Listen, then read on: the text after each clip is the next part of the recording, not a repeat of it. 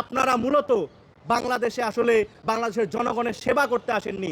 আপনারা বাংলাদেশে এসেছেন বাংলাদেশের সম্পদ, রাষ্ট্রীয় সম্পদ লুটতরাজ করে, মানি লন্ডারিং করে দেশের বাইরে টাকা পাচারের উদ্দেশ্যে আপনারা আবার এসেছেন।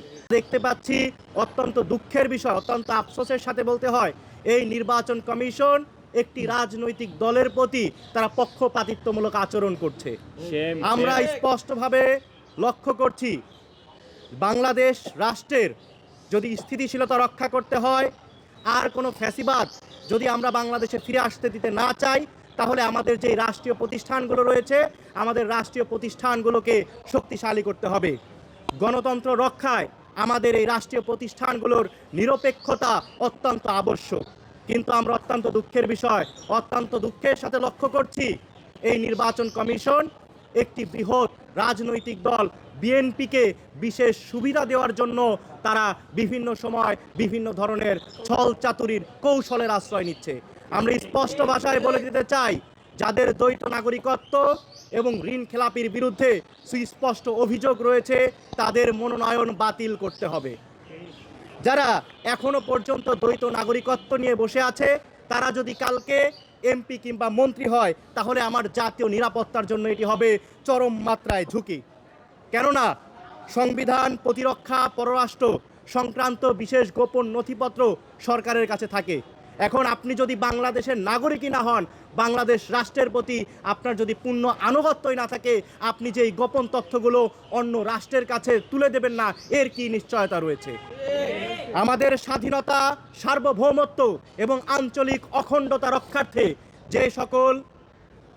যে সকল প্রার্থীর এই ধরনের দ্বৈত নাগরিকত্ব রয়েছে, তাদের মনোনয়ন বাতিল করা অত্যন্ত জরুরি হয়ে পড়েছে। কিন্তু আমরা কি দেখতে পাচ্ছি? আমরা দেখতে পাচ্ছি বিএনপি ছাত্র দলকে পাঠিয়ে দিয়েছে নির্বাচন কমিশনের সামনে। তারা সেখানে গিয়ে নির্বাচন কমিশনকে চাপ প্রয়োগ করছে, আর নির্বাচন কমিশন এদের দ্বৈত নাগরিকত্ব যাদের রয়েছে, ঋণ খেলাপি যাদের রয়েছে, তাদের প্রার্থিতা বৈধ করে দিয়েছে।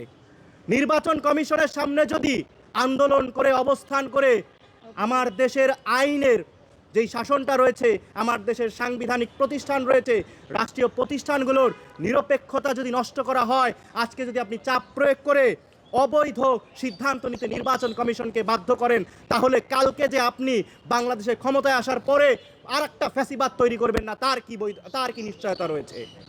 আমরা স্পষ্ট ভাষায় বলে দিতে চাই, গণপ্রতিনিধিত্ব আদেশ অনুসারে যে সকল প্রার্থীর দ্বৈত নাগরিকত্ব রয়েছে, বাংলাদেশের বাইরেও যাদের অন্য দেশের প্রতি যাদের আনুগত্য পোষণ করে রেখেছে, বাংলাদেশের আইন অনুসারে, গণপ্রতিনিধিত্ব আদেশ অনুসারে তাদের নির্বাচনে অংশগ্রহণ করার কোনো সুযোগ নেই। কিন্তু এবং একই সাথে ঋণ খেলাপিদের বিরুদ্ধেও নির্বাচন কমিশন কি দিচ্ছে, যে তারা বিএনপির ঋণ খেলাপি কিংবা জামাতের ঋণ খেলাপি, এই কারণে তাদেরকে পরবর্তীতে ঋণ পরিশোধ করার শর্তে তাদেরকে নমিনেশন বৈধতা দিয়ে দিচ্ছে। তারা পরবর্তীতে কোত্থেকে ঋণ পরিশোধ করবে? তারা কি দেশের অর্থ সম্পদ লুট করে ঋণ পরিশোধ করবে? এটা কখনোই কোনো যৌক্তিক সিদ্ধান্ত হতে পারে না। আমরা স্পষ্ট ভাষায় বলে দিতে চাই, যাদের দ্বৈত নাগরিকত্ব রয়েছে, তারা বাংলাদেশের স্বাধীনতা এবং 24-এর গণ অভ্যুত্থানের যেই চেতনা রয়েছে, তারা এই বাংলাদেশ পন্থার চেতনাকে তারা ধারণ করে না। তারা কেন দ্বৈত নাগরিকত্ব এখনো পর্যন্ত টিকিয়ে রেখেছে? অনেক সময় অনেক যুক্তিতর্ক উপস্থাপন করা হয়, তাদের উপরে নাকি জুলুম হয়েছে, নির্যাতন হয়েছে, তারা নাকি এই জন্য তাদের নাকি দ্বৈত নাগরিকত্ব গ্রহণ করা হয়েছে। আমরা মানলাম যে আপনাদের উপর জুলুম নির্যাতন করা হয়েছে, কিন্তু আপনার যেই তৃণমূলের নেতাকর্মীরা রয়েছে, তাদের তো অন্য কোনো দেশে যাওয়ার সুযোগ ছিল না। তাদেরকে আপনি বিপদের মুখে রেখে আপনার তো কোনো দায়বদ্ধতা আপনার নেতাকর্মীর প্রতি নেই, দেশের প্রতি নেই, এই কারণেই তো আপনি দ্বৈত নাগরিকত্ব গ্রহণ করেছিলেন। তারপরেও মানছি যে আপনাদের তখন পরিস্থিতির কারণে দ্বৈত নাগরিকত্ব গ্রহণ করতে হয়েছিল, কিন্তু অভ্যুত্থানের পরে আজ 1.5 বছর হয়ে গেছে। এই 1.5 বছর হয়ে যাবার পরেও আপনারা কেন এখন পর্যন্ত আপনাদের ওই বাইরের দেশের নাগরিকত্ব প্রত্যাহার করলেন না? আপনাদের কোথায় বাধা ছিল, কিসের বাধা ছিল, সেটি আমরা কিন্তু জানতে চাই।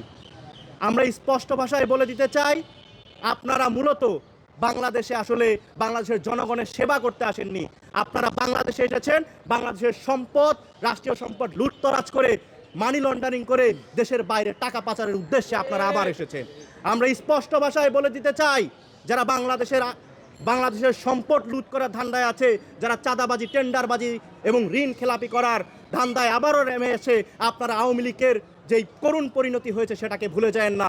আমরা কিন্তু এক চুল পরিমাণ এই জায়গায় আপনাদেরকে ছাড় দেব না। আমরা সুস্পষ্ট ভাষায় বলে দিতে চাই, যারা রাষ্ট্রীয় সম্পদ লুণ্ঠন করে ঋণ খেলাপি হয়েছে তাদের মনোনয়ন কোনোভাবেই বৈধ করা যাবে না। তারা যদি সংসদে নির্বাচিত হয় তাহলে দেখা যাবে তারা এর চাইতে আরও বড় ধরনের দুর্নীতি এবং আরও বড় ধরনের ঋণ নিয়ে সেগুলোও তারা দিবে না। এর ফলশ্রুতিতে ভুক্তভোগী কারা হবে? ভুক্তভোগী হবে আমার আপনার মতো সাধারণ জনগণ। আমার আপনার জন্য আইন যদি একটা হয় আর বিএনপির প্রার্থী হয়েছে তার জন্য যদি আইন আর একটা হয়, তাহলে এই গণ অভ্যুত্থানের যে হাজার হাজার শহীদদের রক্ত, সেই রক্তের মর্যাদা কোথায় গেল? বারবার শুধু আমরা দেখতে পাই বাংলাদেশের জনগণ বারবার রাষ্ট্রের প্রয়োজনে, রাষ্ট্রের স্থিতিশীলতার প্রয়োজনে ফ্যাসিবাদের বিরুদ্ধে বারবারই আন্দোলন সংগ্রাম করে, তাদের জীবন উৎসর্গ করে। কিন্তু আমরা দেখতে পাই এই লুটেরা শ্রেণীর কারণে, এই ধরনের ব্লাডি ফরেনারদের কারণে আমাদের সেই শহীদদের রক্ত বারবার বৃথা যায়। আমরা সুস্পষ্ট ভাষায় বলে দিতে চাই, এটি বাংলাদেশের স্বাধীনতা, বাংলাদেশের মুক্তিযুদ্ধ এবং জুলাইয়ের যে গণ অভ্যুত্থান রয়েছে, এই গণ অভ্যুত্থানের চেতনার পরিপন্থিত রয়েছেই। এছাড়াও বাংলাদেশের যে গণপ্রতিনিধিত্ব আদেশ রয়েছে, সেই আদেশের সাথে সম্পূর্ণ সাংঘর্ষিক। দেশে দেশে সবার সাথে দ্য নিউজ।